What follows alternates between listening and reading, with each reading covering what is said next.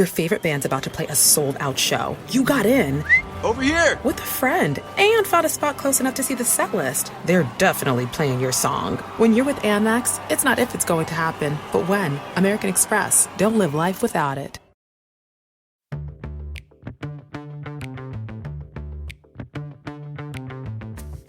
Hey, it's Christine from Storyworthy.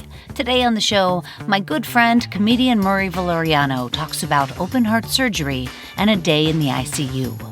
I've been a vegetarian for 25 years. I don't smoke. I don't do drugs anymore. I surf. I work out. Everything. A year ago, I ended up having open heart surgery. Full on, open up. Not to get too graphic, but split the chest, rib cage wide open, shut off my heart for 5 hours the whole night. And I have to say that because when people find out I have open heart surgery, some Nimrod will go, "Oh yeah? Would they go through your leg?"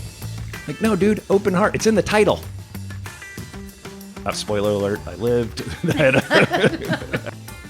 Today on the show, Murray Valeriano talks about a day in the ICU. Stay close. Hey guys, this is Murray Valeriano, and you're listening to Storyworthy with my really good friend, Christine Blackburn.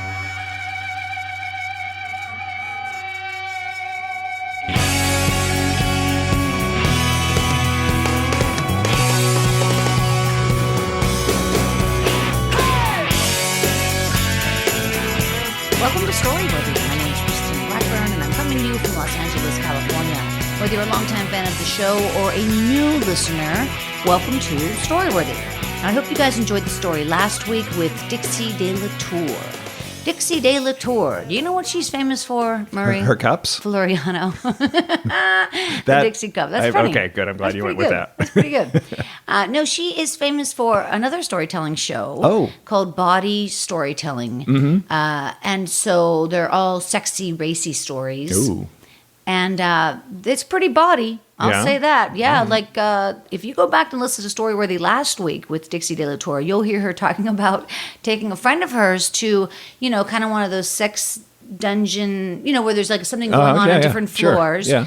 And on one floor there was what they call a gangbang. Oh, I'm familiar with the phrase, not the actual act. And it was quite, I don't know what the word is exactly, but it's all consensual. Everybody's an adult, and fair enough. So go back, you guys, and listen to Dixie de la Tour talking about body storytelling. But not right now. But not today. Yes. Because today I'm here with comedian Murray Valeriano. And I've got a gangbang story. He brings forth the topic, I was gangbanged. No, he brings forth the topic, a day in the ICU. A day in the ICU, and of course that would be referring to in the hospital. Yes, of course. The intensive care unit. That's what I would say, yes. Not as exciting as a gangbang. Not as fun. Not as fun, but sometimes the meds can be, similar, that's what they told you. You're going to get really good meds when you're in there. Oh, gosh. Yeah, I've been in the intensive care unit a couple of times in my life. Sure. The worst for me was when I had the birth of my child, and I don't want to go through the whole story here, but I had a very difficult birth. Okay. And it was like a 35-year-old. I gave birth to a 35-year-old. It was a 35-hour long. Oof. And I was in ICU, and then when my daughter was born, she was born floppy or not breathing. Uh-huh. So then she was in ICU. That's what they call it, floppy? Yeah, they call it floppy. They could come up with a better name than that. I know. That is terrible. Yeah, Ugh. that is sad, right? Yeah. So she was born, it was like emergency C-section. So then I'm put in an ICU at Cedars, and then she's on the next floor up in the baby NICU ICU. And I couldn't see her for about 21 hours. Oh, that's terrible. Yeah, it really sucked because I didn't see my baby. Right. So my husband at the time, he was going back and forth between the floors trying to be with the baby who's in the NICU. Although she was only 6 pounds, but she was big compared to a lot of the babies in NICU. Oh, yeah, sure. Those babies are like tiny, under 2 pounds, et cetera. Really very sad. Anyway, and then he would come down to my floor and see me, and so anyway, that not a great ICU experience. Well, I don't know who's writing poems about their ICU experience. I don't remember the Beatles writing anything. By the way, you were on Storyworthy before with a story called "I Met a Beatle." Oh yeah, the Paul McCartney story. When you met Paul McCartney outside the restroom. That's right. Oh my God! Terrific. Either a great story. memory or great researching on your part. Terrific story. No, I got both actually. Okay. I do both. But I will say that recently in August, I went back to Hartford, I'm not from there, but to my sister's house in Hartford, Connecticut, where she had an aneurysm, a brain aneurysm, and had a 7-hour brain surgery. Oh, gee. All right, first of all, if anybody's listening to this, please remove all sharp objects from here. It was gonna really be a depressing very episode. traumatic. Well, I'm just saying it was traumatic. 7 hour, yeah. She was in the ICU for like almost 3 weeks. Wow, that's a long time. I was only in for 7 days. Now there were different levels of ICU. Like there's the most serious, and then the second. She was in the middle level, but she wasn't in the real room. And the difference between the two of those was like she didn't have a bathroom that was separate. You know what I mean? It was just a curtain would hide the toilet. It was still wide open to the nurses in the room. Dude, I know. What? I'm serious. No, I had to do that too. I had my own. I don't want to go into that. No, I want to go into all of it. I want to go into all of it. But my point is, I did appreciate being in the ICU in that all eyes were on my sister. Like, she had a tremendous amount of attention. Sure. Shout out to the Hartford Hospital up there. So I appreciated that. Right. But otherwise, I guess it's not going to be like hilarious. No. The ICU nurses are great, man. That's one thing I learned. I'd never spent a night in the hospital in my life, ever. Wow. I think I broke my shoulder. I was thinking about this on the way home, over here. I broke my shoulder when I was 16 skiing. That's like really the extent. Outside being with my wife when she had a baby, but I wasn't. I was just laying on the couch watching Netflix. When you broke your shoulder, you just had it set, or I had it set and put in a sling and went home. Right, they didn't keep I'd you spend there. the night. I never spent the night in the hospital ever. Yeah, and it's really a hard place to spend the night because you don't really get much rest. That's the funny thing is like the nurses are so loud. It's ridiculous. And they're just like, get some rest, and then clang, clang, bang, bang. They're yanking IVs out. It's like they're working in that, that factory where Laverne and Shirley worked? Yeah. It's like they're working there. Shots Brewery. Yeah, it's like so flipping loud. Yeah. And the lights are all on. It's 3 a.m. And then one of the girls put a little glove on my penis. It was really... Why? It's an opening, Laverne and Shirley. It's in the opening. Oh, right.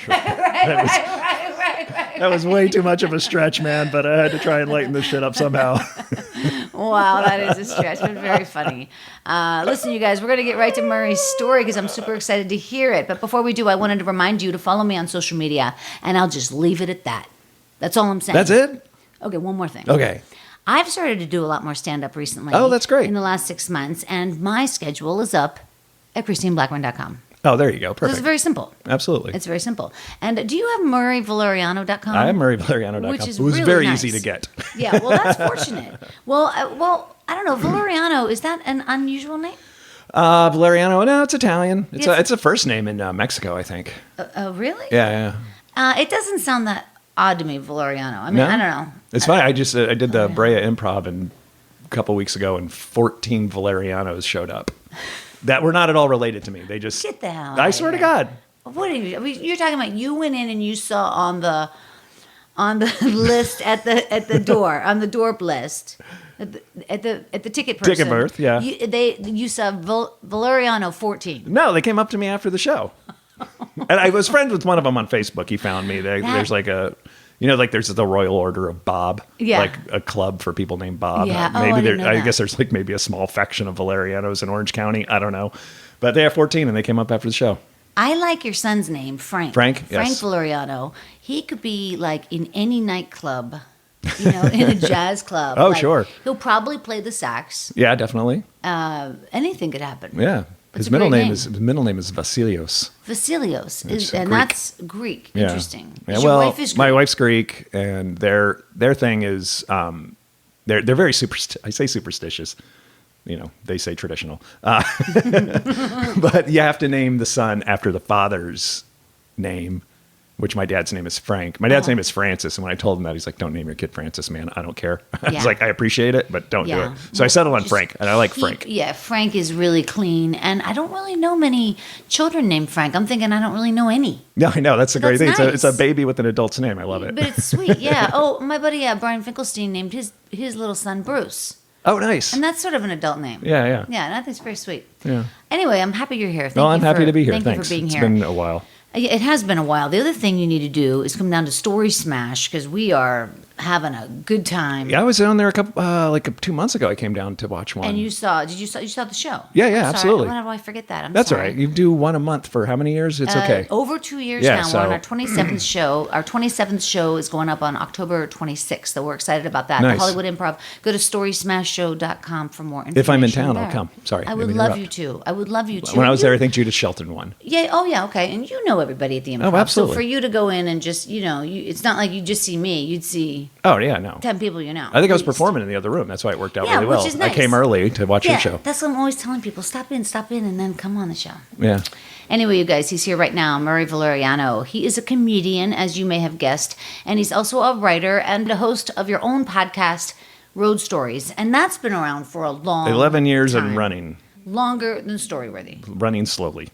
No, it's a great podcast. It's all comedians, and you talk about road stories. So they just go right into a road story, meaning that something that happened on the road or something that happened in the comedy On club. the or way. Yeah, all that. stuff. So it's really very entertaining and quick and funny. And now Yeah. you do a new one, like a mini pod. Yeah, I've been doing these mini pods because I'm on I'm on the road a lot by Yeah. myself. Yeah. And crazy things happen, and then I don't want to wait a week Yeah. to and tell so them. do you just take a little Zoom mic? I got What do you do? I got an adapter for my iPhone that I plug in my microphone right into interesting. my iPhone, and then I just email it to my email and A voice mix it. memo or? Yeah, I used to use the voice thing on. That's unbelievable. Yeah, and it That sounds is great, so and it's got a smart. little dial. The adapter is only like I don't know, $100 not even. Wow, that's great. It Like a kind of little sucks when I do it in the interface. car, though. Yeah, a little interface. But when I do it in the car, they get a lot of noises from the 5 freeway. Yeah, you would. Now, even if you put it like right close to your mouth, like in the rear view mirror thing. I mean, in the visor thing.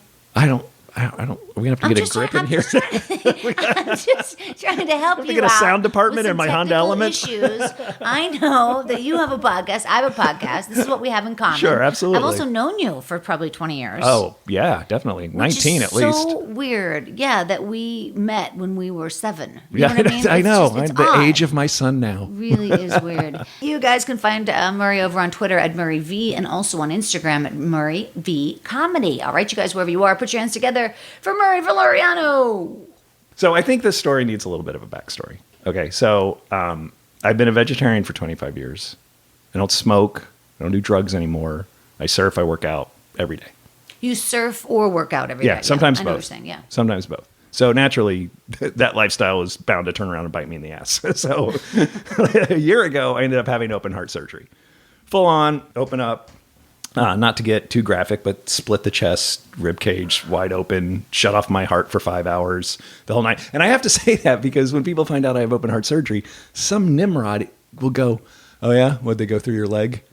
Like, no, dude, open heart. It's in the title. It's open. It's in the title, man. So I always have to preface that. I didn't want to be too gory with that. I'll try to keep the grossness out of this. There are a lot of different heart conditions that they can do less invasive procedures, Yes. but you happen to have the one where they bust open your rib cage. Yeah, absolutely. Just freaking go in. Bypass machine. Like you're with a forensic pathologist. Yes. Oh, I wait, would that's think. not the right word. I don't know. No, like you're with a, what's it called when they, like you're with an autopsy person. Yes, a Quincy. We would appeal to the younger audience. Now we'll appeal to the Jack older audience. Klugman, as Yeah, you- Jack as it Klugman were. as Quincy on Monday nights. I don't know why I know it was on Monday nights. So yeah, so I'm all Quincy'd up. But it worked out great. Spoiler alert, I lived. I had a valve in my heart that stopped working, basically. And the funny thing is, since you say that the minimally invasive stuff is, I was so healthy. I'm not, Jack LaLanne or whatever, but I was so healthy that... Now you're really bragging. I know. Before we talk about age. You're Jack LaLanne, you're Schwarzenegger. I guess I could have gone Schwarzenegger, huh? But he smoked. He smokes cigars. But the thing is, I was so healthy, I could survive it. So that's why they did it. Mm-hmm. So if I was, 65 years old or had diabetes or weighed 350 pounds, they would have gone the other way. But they're like, hey, since you can survive this is the best way Yeah, to because fix this it. way you'll live 50 more years Yes, or whatever, yes. rather than just 10. Absolutely. So they went in, they clipped it up, and the recovery was, I did 7 days in the ICU, like I said, and the recovery was rough, but it wasn't rough in the way I thought it would be. Just the pain would be rough because I feel like you got an axe in your chest, you know. But I think I psyched myself out so much for how miserable I was going to be, and just really down the oxys and as much as they'd let me, that the pain wasn't really. It was really the rough part was just the emotional side of it and the psychological side, even my ego. It was just this real kind of roller coaster of emotions. One of the side effects of open heart surgery, and I think Robin Williams talked about this before he died, is it's spontaneous crying for no reason. Just no reason at all. I had a Friday poker game I would have after I got out of the hospital for like 4 weeks. And I would just be dealing the cards and be like, all right, raise, and then start crying for no reason. And then, of course, my poker buddies would make fun of me, and that's fine because I was also holding a teddy bear, because you hold the teddy bear against your chest when you laugh to ease the pain.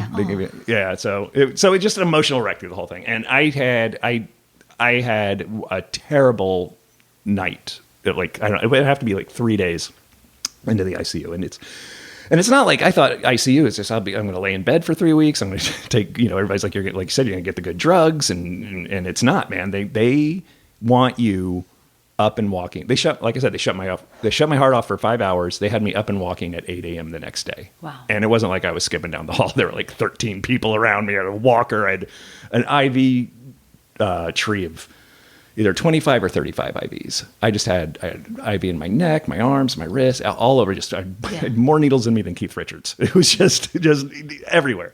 And again, I'll spare the gory details, but I think it was the third night. It was just a rough day of pain and body not working, and nurses coming in and yanking things out of my body and throwing things in my body. And I had a heart pacer electrode in my heart. And this one nurse walked in and, without telling me, wanted to see how my heart was doing without it. So she just turned it off. Wow. I was just talking to my wife, and all of a sudden I'm like, what in the world? She didn't say that was going to happen? No. That's terrible. Yeah. There's an interesting, nurses, by the way, are fantastic. I have such a respect, but I also learned that there are two types of nurses. Yeah. There's the really kind of, okay, Christine, how are you feeling today? All right, we're going to need to take your temperature and get some blood. Okay, that's the kind I want. Yeah. Then there's the punch the clock. All right, it's 9 o'clock. Let's go. Take your meds. Come on, we got to go for a walk. Blah blah blah. And so that's kind of the way that woman was. So she wasn't my favorite. So just a series of, and then. So I ended up staying up till like 1 a.m., 2 a.m. or something like that. And I had, like I said, I had all these IVs in my arms and all that. And this one IV in my wrist and back of my hand got twisted. And it just hurt, and it was ripping my skin. And the previous mentioned nurse comes in, and she looks at it, and she's like, oh, yeah, we're going to have to take that out. Rip. Ugh. Ripped it out. Then she put like this little x-ray machine on my hand, and she's like, okay, it can handle another one, so we're just going to go ahead and put in another one. And I lost it. I just broke down. I couldn't handle it anymore. I was just done. My mom was with me. My wife, my wife stayed with me during the day. Yeah. And then my mom would come in, and they would tag out. And then my wife would go home and pick up Frank, our son, and then take care of him. And then my mom would stay with me through the night. And it worked out great for two things. A, I was never alone. And B, the idea of my wife and my mom in the same house without me there buffering, the stress would just blow out another artery. Like I couldn't do it. I just my fucking heart would give up altogether. So I just broke down. I cried and held my mom's hand. It was like I was 8 again. I just couldn't do it, man. It just my whole, everything was just crushed. My whole will, I don't want to say my will to live, but just everything was just crushed. It was a terrible night. So I get up the next morning, and by the time my wife usually comes in the morning, I've already got up and walked. I've, had to do breathing exercises. I tried to, at this point I wasn't allowed to eat or drink anything, but eventually I would try to eat or drink something. And she came in, I think I was still sleeping because I'd been up till 3, and she's like, what's going on? I'm like, I had a really, really terrible night. And, she's so great with the tough love. She's like, oh, that stinks. But that was last night. Let's go for a walk. Come on. This is a new day. We're alive. Let's do it. I'm like, I gotta get some sleep.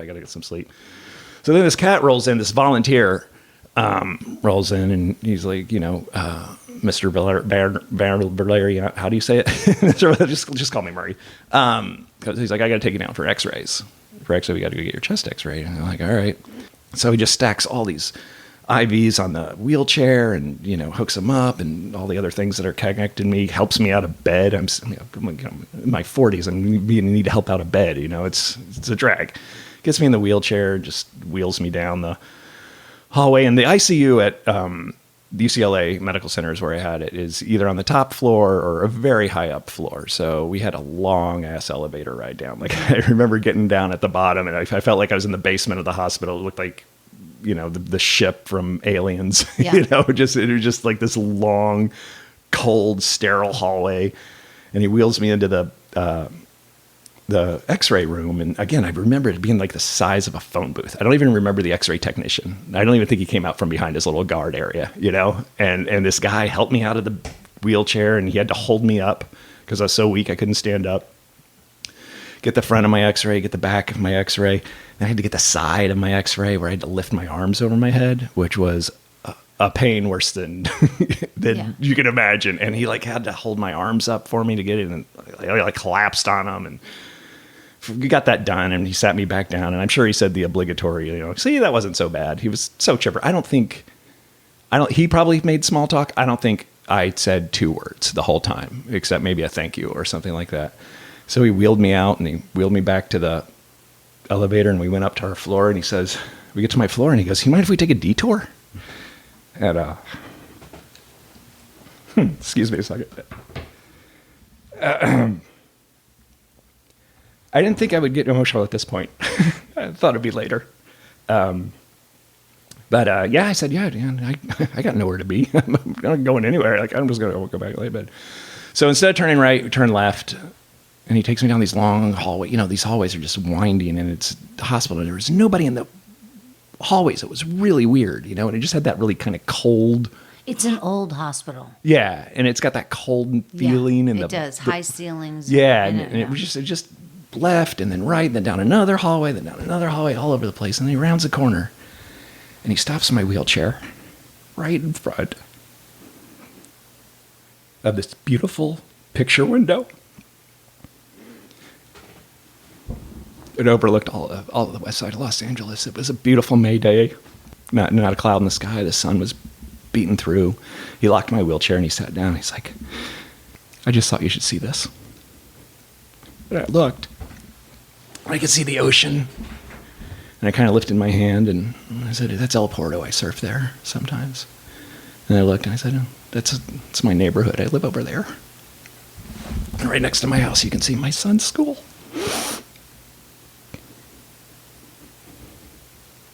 And we just stared, didn't say a word for, 6, 7 minutes, 8 minutes. Just let the sun just kind of, I remember it was the warmest part in the whole place was just the sun coming through the window. And we sat and we watched. I told him, my son's going to be playing Abe Lincoln next week. And we just sat and he's like, you going to go see the play? And I'm like, yeah, I'm not going to miss it. And so we sat and we watched out the window for a few more minutes and he's like, you know what? I need to get you back before we both get in trouble. I was like, okay, sure. Back down those long, cold hallways. I don't think we said anything to each other. And got back to my room. He helped me out of the bed. He put the IVs back up on the trees and kind of got me in bed and shook my hand. Said, I'll see you later. How old was this guy? I don't know, 40s, 50s maybe? 40, 50. Yeah. Yeah, somewhere around our age. And a volunteer. And he left. Never saw him again. My wife was like, how was that? Like, yeah, it was all right. She's like, how was the x-ray? I was like, it was kind of sore. It kind of hurt a little bit. And she's like, do you want to rest? I was like, nah, I want to go on a walk. So we got up and we did our walk. And eventually I got healed and made it to see my son's play. Unbelievable. The next week. I remember I telling my wife, that was my first goal, was to go see him be Abraham Lincoln in his play, his first play. And that morning she's like, are you up to it? I'm like, yeah, but I don't want to look like the dying dad in the auditorium. Yeah. She's like, you're gonna. Don't worry about it.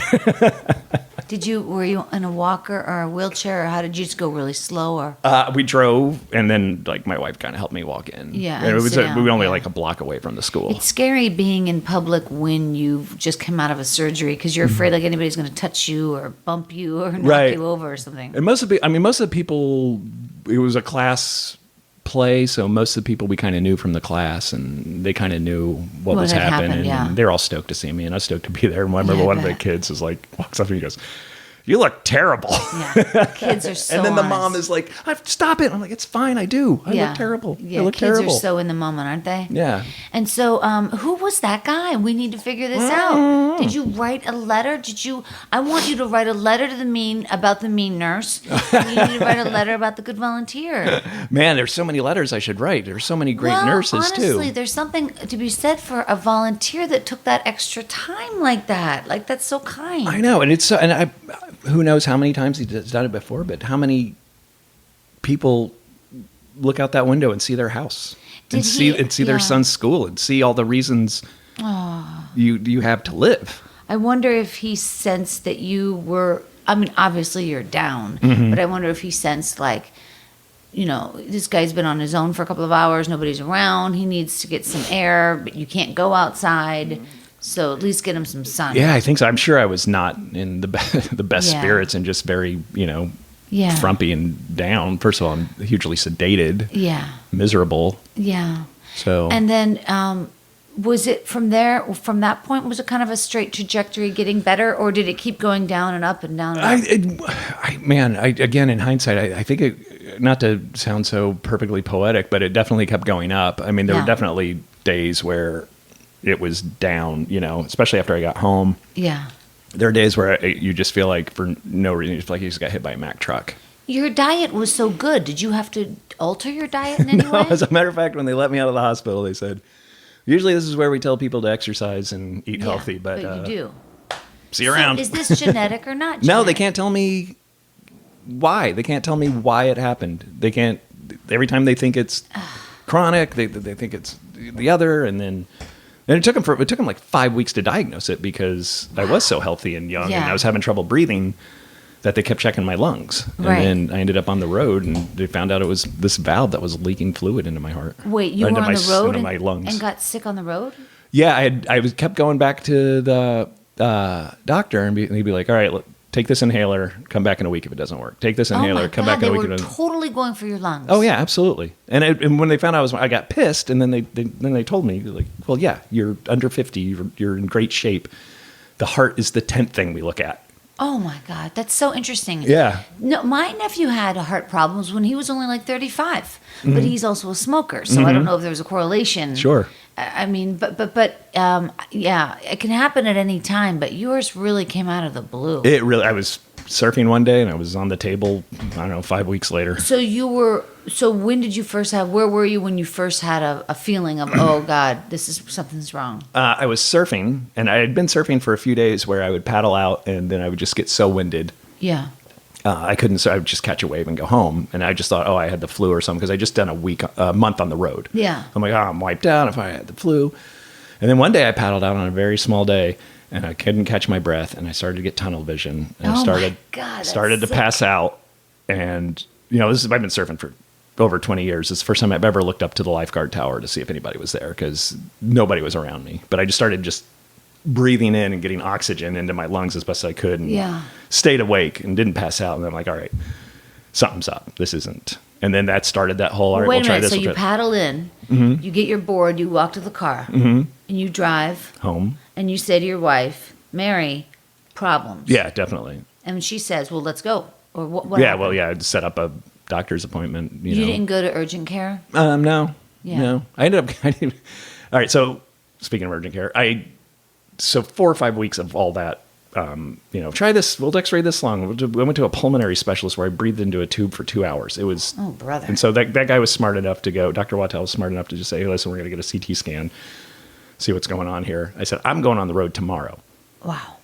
Is that cool?" He's like, "Yeah, it's Thursday. We're getting it done at 5. Results come in on Friday. Everybody goes home early. I'll just call you on Monday with the results." I'm like, "Fine." So I go home, fly to Seattle. Then I got to catch a puddle jumper over to the east side of Washington.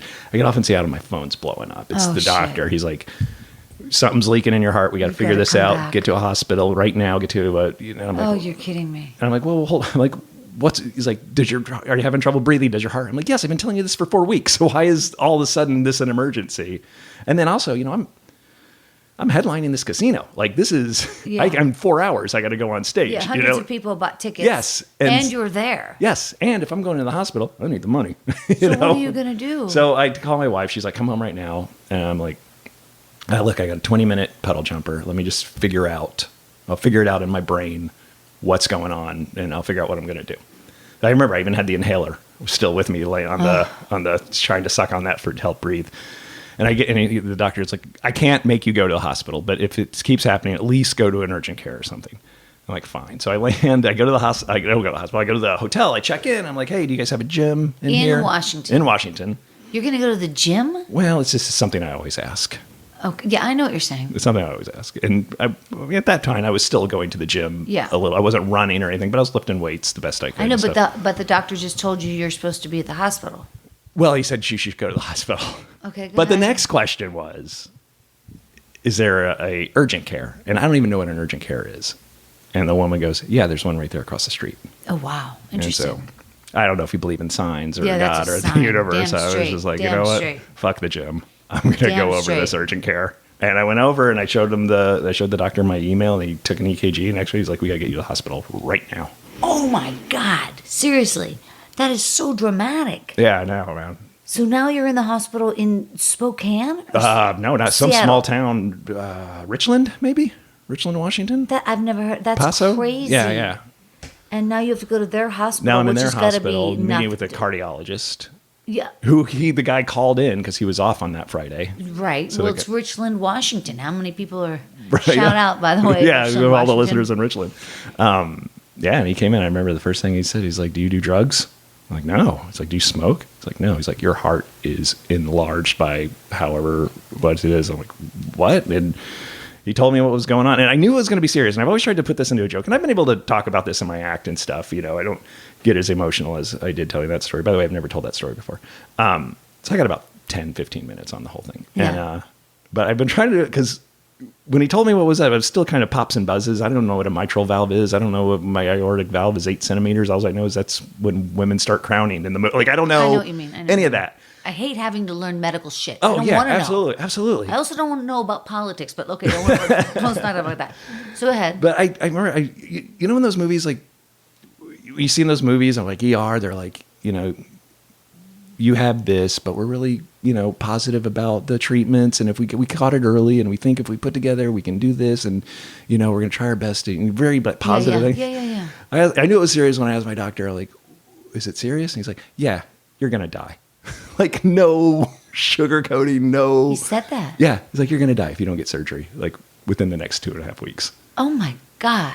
And That's the guy in Richland, Washington. yes. Okay, here's the other letter we're going to write. No, I want to write it to the guy in L.A. Who was the guy who was giving you an asthma? Or, There was a couple different ones. Through my insurance, I was going to I different. See. That makes me just so angry that they didn't catch that before you got on a plane. The other thing is that doctor up in Richland, who I like because he saved my life, is Let's write as him a harsh as letter. he is. As Yeah. harsh as he is, I'll see him. I'm going to be up there in a couple of weeks. I'll see him. Good, yeah. He's the one who said, I can't believe nobody's caught this. He's like, you have a lawsuit on your hand. I'm like, I'm going to live first, and then we'll Yeah. figure out the lawsuits and stuff on the back I end. can't believe it. But then we have to think about, you know, to be fair, Mm-hmm. you had been having trouble breathing and you kept letting it slide. Okay. Are Is you going that to write true? me a letter? Is What's that going on? true or is that not true? Well, I don't know if I let it slide, but I didn't know how serious it was in the beginning. Yeah. I thought it was Yeah. Well, you'd never. I thought suspect that. I thought it was Never- the flu. I had the flu. I was on the road for a month. Of course. I thought I was just tired. Yeah. My buddy Graham Elwood saw me one day. I'm like, I'm having trouble breathing. He's like, you probably just got that thing that's going around. Yeah. I'm like, yeah, you're probably right. So now you're out. Now you're fine. Do you take Now, today? do you take Yes. heart medications? Do you blood thinners? I have to take one heart medication. It pisses me off because I've never had to take medications Yeah, in my yeah. life, and I didn't have it. I'm telling you, man, I I didn't know. have any clogged arteries. I I know didn't what have you any mean. Yeah. I didn't have any of that. None of that because they have to explore. You know, when it's not immediate surgery, like it has to be done that day. They Yeah. just go through all these tests, Right. And I gotta admit, it was kind of good for my ego Yeah. because every time I go, Because you're so healthy. Yeah. as well, and then people will be like, "Oh, you're so young. It's true. You're so young." Like, tell And that if- to the audience. They think I'm a grandpa. Well, you could be that too. My Lawrence Welk references, I guess. Yeah, that and Jack LaLanne. Yeah, but I used to have that with medicines, about like, I'm too good for medicine, or I don't need that. I don't take anything. I don't need anything. But there are times, obviously, that you have to have certain medicines because it alleviates the rest of you from, in other words, it's not necessarily that it's not altering your mental state. It's literally, swelling down on something, or taking care of inflammation or something that is affecting something else. So right. It's so I have to take one pill in the morning That's because I have high blood pressure just in the morning. Yeah. But I never had high blood pressure before. So that's what kind of pisses me off. But my cardiologist, she's great. She's like, look, it's not broke. Just fucking run with it. How hard is it to take a pill every morning? Right. No, it's nothing. I had my kidney out. Remember, I had that. It was a really a shocking diagnosis, a very rare thing. And one day I, randomly had a pain. And whatever the point is get my kidney out. And then have to go through chemo and everything because it was cancer. And then when I was done with the chemo, I said to my doctor, okay, now what's the regimen? And he goes, nothing. And I'm like, nothing. And he goes, no, nothing. Really? Nothing. Yeah. Just live. Nothing to do. Yeah. And I always felt that in a way, like when I knew the problem with my kidney, we were taking it out, et cetera. In the back of my mind, I was like, I know you only need one kidney. Right. So I always kind of treated it a bit laissez-faire. Is that the word, laissez-faire? Yeah, I think so. I think I could work there. But the heart, you only got the one. Yeah. And it's like at our age, I mean, God forbid you would read in an obituary somewhere, died of a heart attack. Right. And then you'd be like, that sucks, man. Man, he was 52.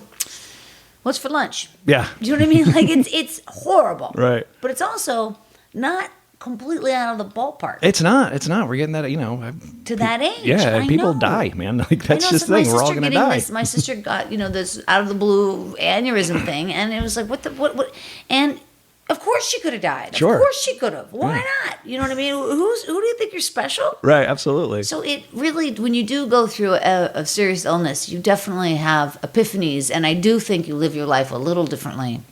Yeah, little differently than you did before, especially if you have kids, because Sure. there's a weight in the game. You got there's a lot of skin in the game, Yeah. as it were, Yeah. because it's more complicated when there's more people involved, the people you're caring for. I had this discussion with my friend Walker, and he said, all right, so, and this could be long and outdrawn and boring if I can't articulate it right, feel free to cut it out. He's like, what was your big epiphany? What have you learned? And I actually do a joke about it now, but I won't do that. I'm like, I don't think I've learned anything. I wasn't afraid of dying. But I also think that those epiphanies come from the guy who has the heart attack at 52, who eats Burger King every day, smokes a pack of Marlboros, weighs 350 pounds, is like, his epiphany is like, oh, I gotta stop smoking. I gotta stop eating horribly. And as you do that, you realize, oh, I'm smoking and eating horribly because I'm miserable at my job.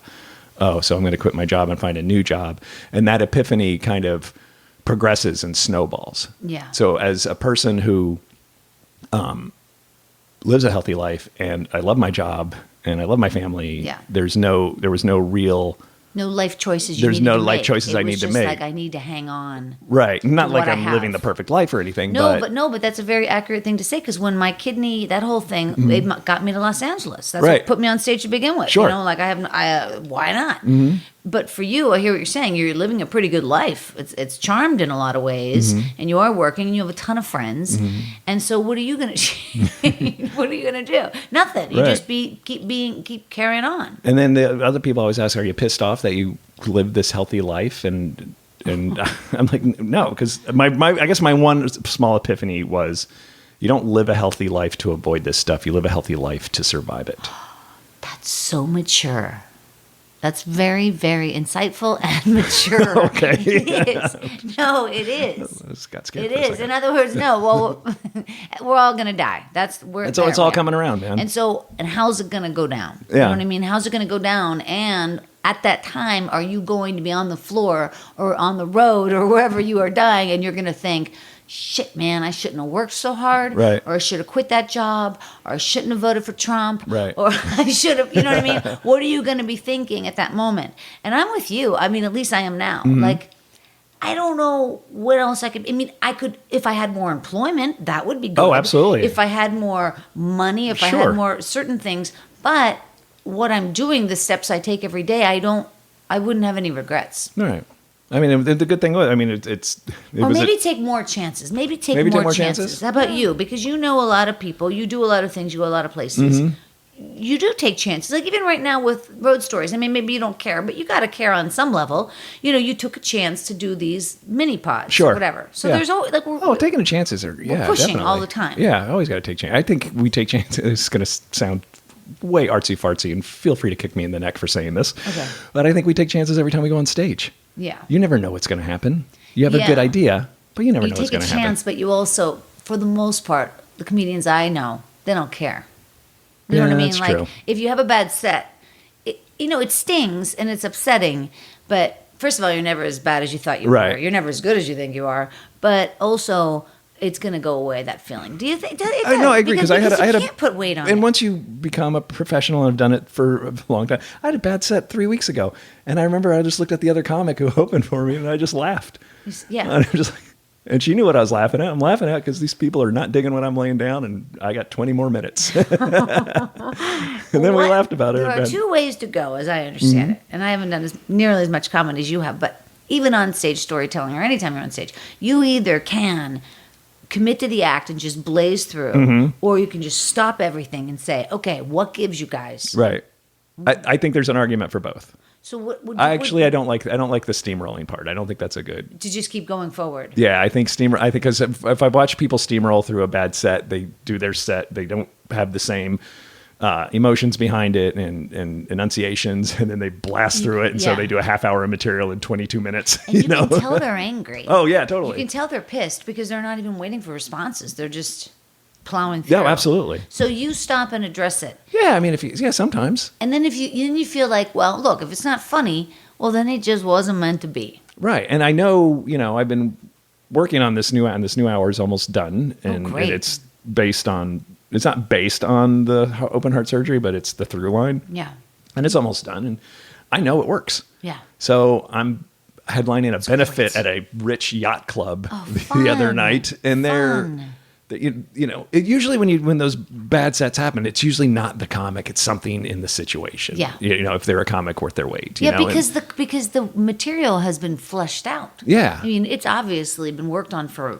months. Sure. And so those things are polished. It could be the situation in the room. Yeah. So like the situation at this yacht club was they took a break between the opener and me and served a buffet of desserts. So nobody was they didn't want to do comedy. No matter how good you are at comedy, you're never going to be there. more fun than a Sunday, than a hot fudge Sunday. Plus, they just want to be out at that point. Yeah. They're all getting sugar. They're all getting bumped up on sugar. Yeah. They just want to hang out with their friends and chat. They should never have taken a break. Yeah, absolutely. Yeah, I did a show.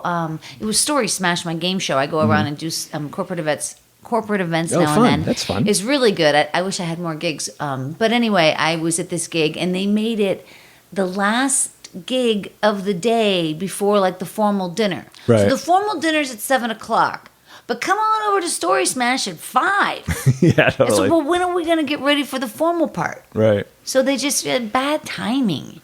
Yeah, and that's anybody would fail in those sluts. For some reason, I've hooked up with this booker who does a lot of fundraisers, and I like doing fundraisers. We did a great cancer benefit a couple of weeks ago. And that was it was the first time I'd done my heart material in front of cancer survivors, and it was really great. It was great. Yeah. But I also did on that same run. I did for a dog shelter. I did a benefit, and between the comic who opened for me, who happened to be the booker, and me, they had a parade of dogs you could rescue that they walked through, and then they showed a video of drowning dogs. Wow! And they're like, "Here's Murray." Yeah. Because they're trying to put together a show, but they don't understand that you have to keep comedy by itself. Yes, absolutely. You can't separate the bands and the totally. You can't do that. People think like, oh, we want a variety show. There'll be singing, dancing, some sketch comedy and poetry, and it's like no, no. You're getting people ready for one thing and one thing only. What's it going to be? You want to see Celine Dion? You want to see a singer? Or do you want to pick out a dog? Right, absolutely. I agree. Or 100%. do you want to watch a video? Who does want to watch a video on drowning dogs? Nobody. It was terrible. They were showing it because of what happens when dogs are left behind and not taken care of, and people are rescuing him. They were rescuing him out of the thing, but it was. And now your favorite bitch and mine, Murray Valeriano. It was just like, I told the booger, like, next time, save the video for after comedy. You are a success, and you are moving forward, and you're always doing good things. Oh, I hope so. I'm so glad we're friends. I'm glad we're friends too. Really, you've led an amazing life already, and you continue to do such good work. And I'm inspired. I really am. Well, that's sweet. Thank you for saying that. I'm super inspired. You guys follow Murray over there on Twitter at Murray V, and also on Instagram at Murray V Comedy. And follow me over there as well at All Things Storyworthy. That's it. I keep it very simple. Very just simple. Storyworthy. Can I plug one date? I'm going to plug the date. Oh, okay. Go, you please. guys, this weekend, this is exciting. October 23rd. 23rd, I believe, yes. Yeah, you'll be in Seattle, Washington. So this is Jewel Box Theater. The Jewel Box Theater. That's a great theater, and it's a great event. So you guys go see Murray Valeriano. Tickets are only $10. That's a good price. Keeping it really cheap. All right, you guys, we got to wrap it up. I want to thank you so much for tuning into Storyworthy today. Don't forget to check out the website, storyworthypodcast.com, and, do all the things that you need to do to keep me afloat. You know what I mean. All right, you guys, one more time on behalf of the very talented and healthy Murray Valeriano. My name is Christine Blackburn, saying, make it a Storyworthy week.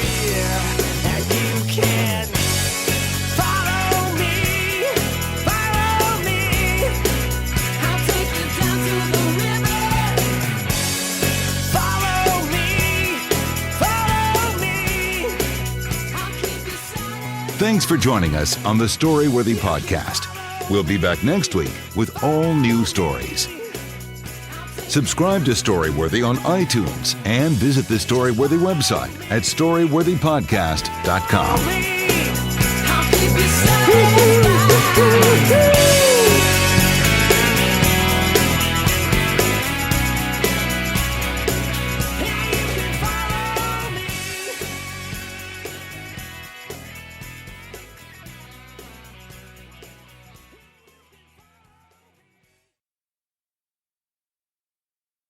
What's that place you've always wanted to try? Well, you're there, sharing plates with... Just one bite. Or on second thought, maybe not sharing. It's that good. When you're with Amex, it's not if it's going to happen, but when. American Express. Don't live life without it. It's time to roll out the red carpet for, new carpet. Right now at the Home Depot. Choose from hundreds of styles and colors from top brands. Plus, get free installation. So whether you want to brighten up your bedroom, add a little more cushion to your living room, or, yes, add some VIP flair to your hallway, you can get the perfect carpet to match your mood with free installation from the Home Depot. How doers get more done. Minimum purchase of $4.99. Exclusions apply. U.S. only. See store for details.